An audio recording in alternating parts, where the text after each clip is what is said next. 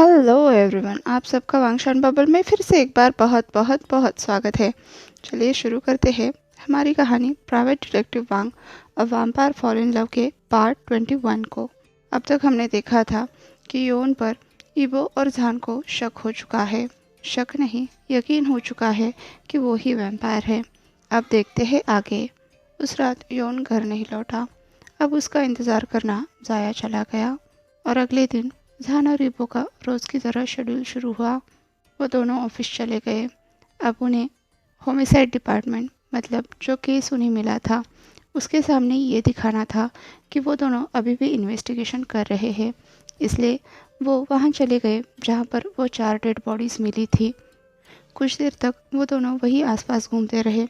ये प्रिटेंड करते रहे कि वो दोनों वहाँ पर कुछ क्लू ढूंढने की कोशिश कर रहे हैं। उन्हें ही दिखावा करना ज़रूरी था, वरना पुलिस उनके पीछे ही पड़ जाती। अब इबो को लगने लगा था उसे अपनी फीस बढ़ानी चाहिए, वरना ऐसे तो लोग उसे चैन से जीने ही नहीं देंगे, खासकर पुलिस। ऐसे कहा जाए तो इस काम की वजह से उसे बहुत परेशानी भी हो रही थी। वो दिन भर धूप में भटकता रहता, जिसकी वजह से उसे सनबर्न भी हो रहा था। दोपहर को वो दोनों वापस ऑफिस लौटे। फिर इबो ने सब कुछ लिख लिया। उन दोनों ने आज दिन भर क्या किया और इन्वेस्टिगेशन कहाँ तक पहुँचा, सिर्फ इसलिए कहीं वो होमिसाइड वाले ऑफिसर वापस आकर उसे पूछताछ न करने लगे। ये केस निपटा कर वो अपने कल वाले क्लाइंट के केस पर ध्यान देने लगा। उस लेडी ने अपने हस्बैंड के बैंक स्टेटमेंट भी इबो के पास जमा किए थे, उसे ठीक से देखने के लिए। जब भी वो उसे स्टडी कर रहा था तब उसे पता चला कि उसके हस्बैंड ने काफ़ी एक्सपेंसिव गिफ्ट्स खरीदे हैं, जिसके लिए बहुत बड़ी मात्रा में अमाउंट ट्रांसफ़र हुआ है। वो भी तब जब उसका ऑफिस टाइमिंग चल रहा था, और जिस स्टोर से उसने ख़रीदा था वो ना तो उसके ऑफिस के पास था, ना ही घर के पास। अब जान ने सिटी का मैप निकालकर उस स्टोर, उसके ऑफिस और घर को स्पॉट करते हुए कहा, मुझे लगता है इसे काम से निकाला जा चुका है। और देखो, उसने जिस एरिया में ये शॉपिंग की है उसी के आसपास एक एम्प्लॉयमेंट एजेंसी लोकेटेड है, जो लोगों को दिन या हफ्ते के हिसाब से काम देती है। इबो ने भी इस बात पर गौर करते हुए कहा, लगता है यह आदमी अपनी वाइफ से ये झूठ बोल रहा है कि वो अभी भी काम पर जा रहा है। जहान ने कहा, ठीक है, फिर हम कल उस एम्प्लॉयमेंट ऑफिस में जाकर जॉब सीकर्स को ढूंढते हैं। अगर उसमें ये हस्बैंड भी हुआ तो ये केस तो कल ही सुलझ जाएगा। इबो ने कहा, गुड आइडिया जहान। जहान ने कहा, ठीक है, फिर कल ये केस भी सुलझ जाएगा। इबो ने कहा, हाँ, पता नहीं वो लेडी कैसे रिएक्ट करेगी जब उसे ये पता चलेगा कि अब उसके हस्बैंड की जॉब नहीं रही है। पर चलो, वो कम से कम इस बात पर तो खुश होगी कि उसका हस्बैंड किसी और औरत के पीछे नहीं है। मेरे ख्याल से वो अपनी सेविंग से हर महीने अपनी ओरिजिनल सैलरी के जितने अमाउंट निकालता होगा, जिससे वो रेंट, इलेक्ट्रिसिटी और बाकी के बिल पे कर सके। हो सकता है, जहान ने कहा। ये काम निपटाकर दोनों रिलैक्स ही कर रहे थे, तभी इबो को एक कॉल आया। एक रिपोर्टर उनसे उस सीरियल किलर की कहानी जानना चाहता था कि उन दोनों ने किस तरह से उसे पकड़ा। ये काफ़ी फ़नी आइडिया था, लेकिन इबो ने उसे डिक्लाइन कर दिया क्योंकि उसके कॉन्ट्रैक्ट के हिसाब से वो ये सब बातें डिस्क्लोज़ नहीं कर सकता। 6 बजे दोनों ऑफिस बंद करके घर की तरफ निकल ही रहे थे, तभी इबो को पता चला उसके रेंटेड ऑफिस के सामने की जगह बिकने वाली है। इबो तुरंत उस प्रॉपर्टी मैनेजर के पास भागा। वो उस जगह को खरीदना चाहता था क्योंकि एक तो वो जगह उसके ऑफिस के बिल्कुल सामने थी, दूसरा वो ज़्यादा स्पेसियस थी। वहाँ पर 2 बाथरूम और 2 बेडरूम थे। उस मैनेजर ने इबो को अपार्टमेंट का टूर भी करवाया। इस बात के लिए बस इबो और जहान ही नहीं, ईजान भी क्यूरियस था, जो हर वक्त इबो के साथ उसके बैग में रहता था। वो अपार्टमेंट अच्छी तरह से रिनोवेट किया गया था और मैनेजर कह रहा था कि वो जितनी जल्दी हो सके वो यहाँ पर रहने आ जाए। पर इबो के सामने एक समस्या थी, उसके पास पहले से ही एक अपार्टमेंट था। जब इबो ने ये बात मैनेजर को बताई तो मैनेजर ने कहा, इबो अपना खुद का अपार्टमेंट सेल कर सकता है क्योंकि ये अपार्टमेंट उसके खुद के अपार्टमेंट से बड़ा और स्पेसियस था। इबो का भी यही मानना था। ईजान अभी छोटा है, इसलिए इबो हर वक्त उसे लेकर यहाँ वहाँ घूमता रहता है, पर जैसे जैसे वो बड़ा होता जाएगा इबो के लिए ये सब मुश्किल होता रहेगा। तो अगर उसका ऑफिस और घर पास में ही हो तो वो ईजान को घर पर रख सकता है और टाइम टाइम पर उसे देखने के लिए भी आ सकता है। जहान का भी यही मानना था। ईबो ने कहा, मैं तुम्हारी बात ज़रूर मानता अगर तुम मेरे साथ यहीं पर हमेशा के लिए रहने आ जाते। तो जहान ने कहा, क्यों नहीं, उल्टा मैं तो कह रहा हूँ हम दोनों मिलकर इस अपार्टमेंट को खरीद लेते हैं। ईबो ने कहा, मैं पैसों की बात नहीं कर रहा था, मैं तो बस तुम्हें हर वक्त अपने साथ रखना चाहता हूँ। जहान ने कहा, ठीक है मैं क्यूट लिटिल वैम्पायर, हम इसके बारे में बाद में बात करेंगे आराम से। अब दोनों ने मैनेजर से बात की और ये कंफर्म किया कि मैनेजर इस अपार्टमेंट को अपने लिस्ट में शामिल करने से पहले 1 महीना होल्ड करके रखेगा। तब तक ईबो और जहान पूरे पैसे अरेंज कर लेंगे। जब दोनों घर पर लौटे, युआन पहले से ही वहाँ मौजूद था। हॉल में बैठा टीवी देख रहा था। दोनों ने भी उसे ग्रीट किया पर आगे कुछ भी नहीं बोले। ये दोनों अपार्टमेंट के चक्कर में ये तो भूल ही गए थे कि उन्होंने कुछ स्ट्रैटेजी भी बनाई थी। जहान फ्रेश होकर सीधा किचन में चला गया। आज वो ईबो की पसंद का खाना बनाना चाहता था। तब ईबो भी उसकी मदद के लिए चला गया और योन ने पूसियोक को कॉल लगाया। और जब जहान मीट के पीसेस कट कर रहा था, एक्सीडेंटली उसने अपनी उंगली काट दी। ये सच में एक्सीडेंट था क्योंकि वो उसे बहुत डिस्ट्रैक्ट कर रहा था। ईबो और जहान ने इस बारे में कुछ भी नहीं कहा, पर तभी योन की बाहर से आवाज़ आई, बैंडेड्स बाथरूम के छोटे क्लोजेट में हैं। वो चिल्लाकर कह रहा था। जहान और ईबो ने एक दूसरे की तरफ देखा और अपना सर हिलाया। क्या अभी अभी योन ने खुद का ही पर्दाफाश किया? क्योंकि बिन बताए उसे कैसे पता चला कि जहान की उंगली घायल है, जबकि वो खुद एक अलग कमरे में बैठा है। इधर ईबो ने बैंडेज ढूंढने में टाइम वेस्ट करने की बजाय जहान की उंगली तब तक सकी जब तक वो पूरी तरह से हील नहीं हो जाती। शाम का नाश्ता भी तो ज़रूरी है। फिर उन्होंने अपना काम वैसे ही कंटिन्यू किया जैसे वो कर रहे थे, जैसे कि कुछ हुआ ही ना हो। बाद में सूप बॉईल होने के लिए रखकर जहान और ईबो लिविंग रूम में योन के पास जाकर बैठ गए और सीधे सीधे उससे पूछा, तुम कब से वैम्पायर बने हो? योन पहले तो बहुत सरप्राइज हो गया। उसकी आंखों में डर साफ झलक रहा था। वो ईबो की तरफ देखते हुए बोला, ये तुम क्या बात कर रहे हो? ईबो ने कहा, वही कह रहा हूँ जो कहना चाहिए। तुम मेरे हस्बैंड, मेरा मतलब है मेरे बॉयफ्रेंड के ब्लड को स्मेल कैसे किया? जहान ने बत्तीस दिखाते हुए कहा, तो मैं तुम्हारा हस्बैंड हूँ? इधर ईबो का चेहरा बुरी तरह से लाल हो गया था, फिर भी उसने हाँ में सिर हिलाया। वो शर्मिंदा तो था पर उससे भी ज़्यादा खुश था।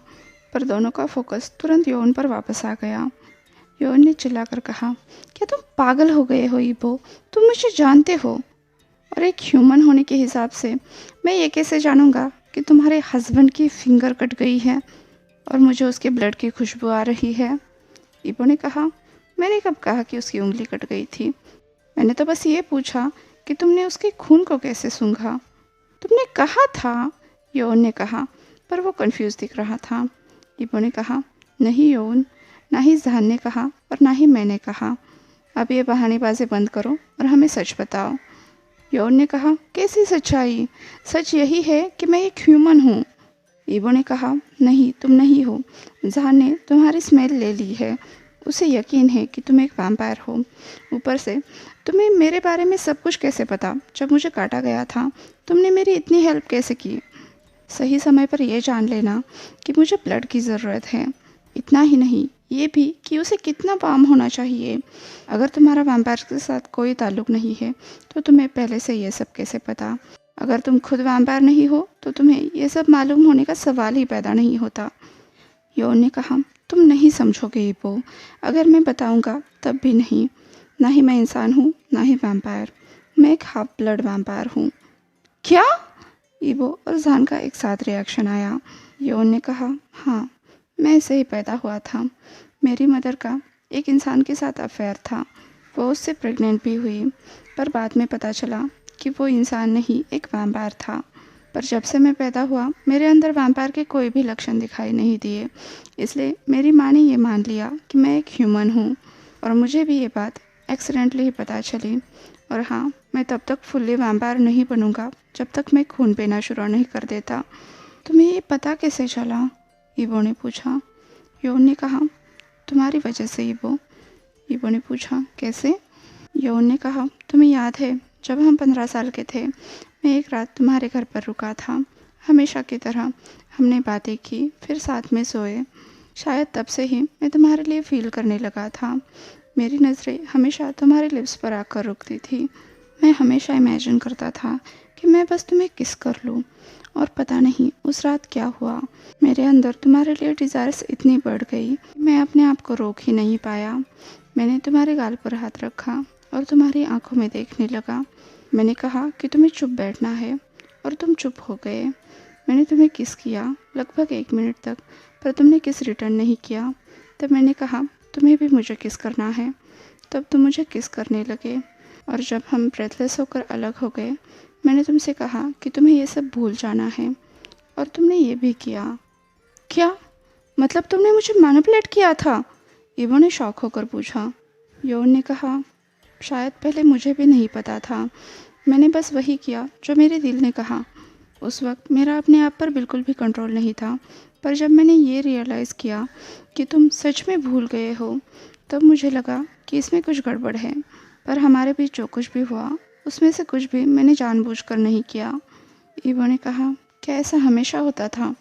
हाँ, यौन ने कहा। इवो ने पूछा तुमने और क्या क्या किया? अब यौन बोलने में हिचकिचाने लगा, तो इवो ने कहा बक्को जल्दी से। यौन ने कहा हम एक दूसरे को काफ़ी देर तक छूते रहे। इवो ने पूछा क्या हम साथ में सोए? यौन ने कहा नहीं, कभी नहीं। हाँ, मानता हूँ कि मैंने इस बारे में भी सोचा था, पर हमने ऐसा कुछ भी नहीं किया। बस हमने एक दूसरे को सेटिस्फाई किया, आगे कुछ भी नहीं। उस वक्त मेरा अपने पावर्स पर बिल्कुल भी कंट्रोल नहीं था, पर हाँ, मैं बाद में इस बात को सही से समझ गया और तुम्हें मुझ पर यकीन करना चाहिए इबो। मैंने कुछ भी गलत नहीं किया, कभी भी, ना ही तुम्हें चोट पहुंचाई है। इबो ने पूछा तुमने ये सब मुझसे छुपाया क्यों? तभी मुझे सच्चाई क्यों नहीं बताई? यौन ने कहा क्योंकि मैं तुम्हें खोने से डरता था। एक तुम ही थे जो मेरे साथ थे और मैं तुमसे बहुत प्यार करता था और तुम्हारी फिक्र भी करता था। इबो ने पूछा पर तुमने तब क्यों नहीं बताया जब मैं वैम्पायर बन गया? यौन ने कहा क्या पता था मैं तुम्हें कि मैं पहले से ही हाफ वैम्पायर हूँ? क्या तुम मुझसे और नफरत नहीं करने लग जाते? जहान ने इबो का हाथ अपने हाथ में लेते हुए पूछा अगर तुम हाफ वैम्पायर हो तो तुम्हारी स्मेल इतनी बुरी क्यों है? ये तो स्ट्रॉन्ग वैम्पायर से आती है। यौन ने कहा वो स्मेल विसुएक की है, मेरी नहीं। हम दोनों साथ में रहते हैं तो जाहिर सी बात है मेरे कपड़ों से उसकी स्मेल भी आ सकती है। क्या वो भी वैम्पायर है? जहान और इबो ने एक साथ पूछा। हाँ, यौन ने कहा, पर वो बस ब्लड बैग से ब्लड पीता है। वो 130 साल का है, इसलिए उसकी स्मेल इतनी स्ट्रॉन्ग है। एनीवेज, मैं तो खुद उसकी स्मेल नहीं पहचान सकता। इबो ने पूछा क्या तुमने खुद की स्मेल कवर अप की है? यौन ने कहा पता नहीं। जान ने इबो से कहा अगर यौन हाफ वैम्पायर है तब भी जान उसे थोड़ी बहुत तो डेथ की स्मेल महसूस कर ही सकता है। इबो ने अब आगे बढ़कर यौन की हार्ट बीट चेक की। उसका दिल तो नॉर्मली धड़क रहा था, यहाँ तक कि उसका बॉडी टेम्परेचर भी नॉर्मल था और उसके फैंक्स भी नहीं थे। जान ने कहा तुम्हारे जैसे किसी से अब तक तो मेरा पाला नहीं पड़ा। मैं तो सोच ही नहीं पा रहा हूँ कि वैम्पायर्स में भी हाफ ब्रीड होते हैं। और तुमने ये भी कहा है कि अगर तुमने खून पीना शुरू किया तो तुम सच्ची के वैम्पायर बन जाओगे। यौन ने कहा हाँ, मेरी मॉम ने मेरे डैड के साथ कांटेक्ट किया था। वो खुद भी सरप्राइज थे कि मैं अभी भी ज़िंदा हूँ और इस तरह से बना हूँ। उन्होंने कहा कि हाफ ब्लड वैम्पायर बहुत रेयर होते हैं, पर वो होते हैं और वो तब तक टर्न नहीं होते जब तक वो खून पीना शुरू नहीं करते।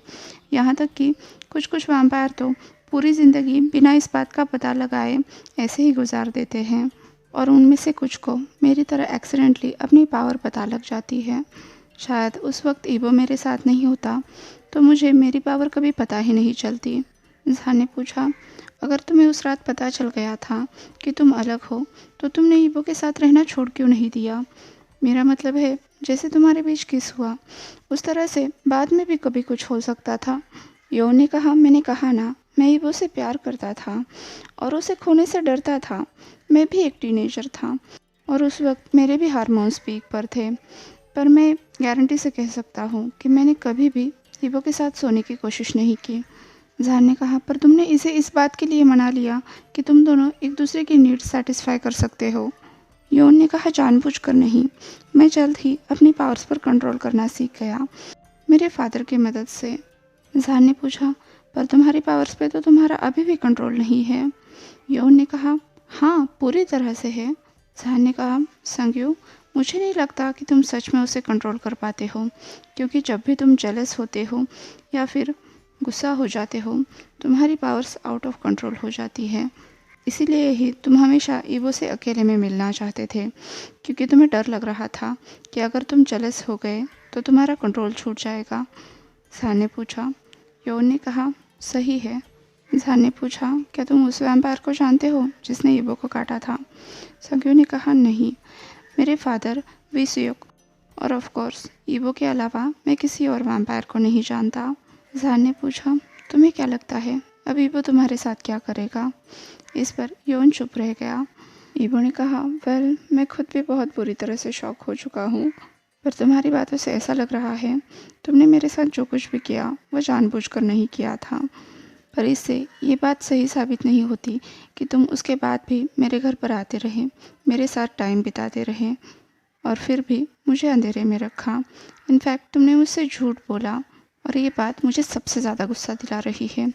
फिर भी मैं तुम पर यकीन करता हूँ कि हम दोनों कभी साथ में सोए नहीं होंगे, क्योंकि तुमने मेरा हमेशा ख्याल रखा एक बेस्ट फ्रेंड की तरह। यहाँ तक कि जब मेरी पूरी फैमिली मुझे छोड़कर चली गई तुम मेरे साथ थे। मैं तुम्हें अब भी खुद से दूर नहीं करना चाहता, पर इतना सब होने के बावजूद मैं तुम पर भरोसा कैसे करूं? योन ने कहा, कोई बात नहीं, मैं तुम्हें यकीन दिलाऊंगा कि तुम मुझ पर भरोसा कर सकते हो। मैं खुद को और बेहतर बनाने की कोशिश करूंगा और जो गलती मैंने की है वैसे दोबारा कभी नहीं करूंगा। ईवो ने कहा, हाँ तुम कर भी नहीं सकते। जब तक जहान मेरे साथ है तुम मुझे मैनिपुलेट नहीं कर सकते, ना ही कंट्रोल कर सकते हो। पर अगर तुम सच में चाहते हो कि मैं तुम पर भरोसा करूं, तो तुम्हें जहान के ग्रैंडपा से बात करनी होगी। और जैसा कि तुमने वादा किया है तुम अपने सेल्फ कंट्रोल पर काम करोगे, और इसके बदले मैं तुम्हें प्रॉमिस करता हूँ कि तुम्हें और वूसियक को कोई खतरा नहीं होगा। और हाँ, हम बेस्ट फ्रेंड्स भी बने रहेंगे, बस कुछ चीज़ें बदल जाएंगी, जैसे कि हम एक साथ सो नहीं सकते, स्लीप या कडल नहीं कर सकते, ना ही तुम्हें मेरे बेडरूम में एंट्री मिलेगी। योन ने कहा, मैं समझ सकता हूँ ईवो, और जैसा कि तुम चाहते हो मैं जहान के ग्रैंडपा से ज़रूर बात करूँगा।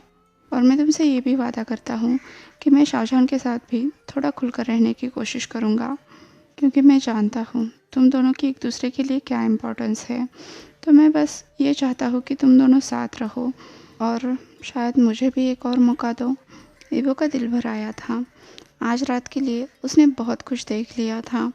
ये बात तो थी कि उसे ये सब हजम करने के लिए थोड़ा वक्त तो लगेगा, पर वो योन को इस तरह से खो नहीं सकता। बाकी कोई चाहे जो कुछ भी सोचे, पर ईवो को यही सही लग रहा था। इसके बाद तीनों ने एक साथ डिनर किया। उनके बीच का माहौल अभी भी तंग था। खाते वक्त किसी ने भी एक दूसरे से बात नहीं की। तभी बेडरूम से ईजान के चिल्लाने की आवाज़ आई, जिसे वो कह रहा था, मॉम दरवाज़ा खोलो। ईवो तुरंत उठकर गया और ईजान को किचन में लेकर आया। अब ईजान अपने डैड से भी बहुत सारा प्यार चाहता था, तो कुछ कडल और किसेस के बाद जहान ने योन के हाथ में ईजान को दे दिया, और ईजान थोड़ी देर में योन के पास सेटल हो गया। ईवो सोच रहा था, कहते हैं कि एनिमल्स जल्दी लोगों को समझ जाते हैं और बैड लोगों के पास वो कभी नहीं जाते। क्या इसका मतलब ये था कि योन इतना भी बुरा नहीं था?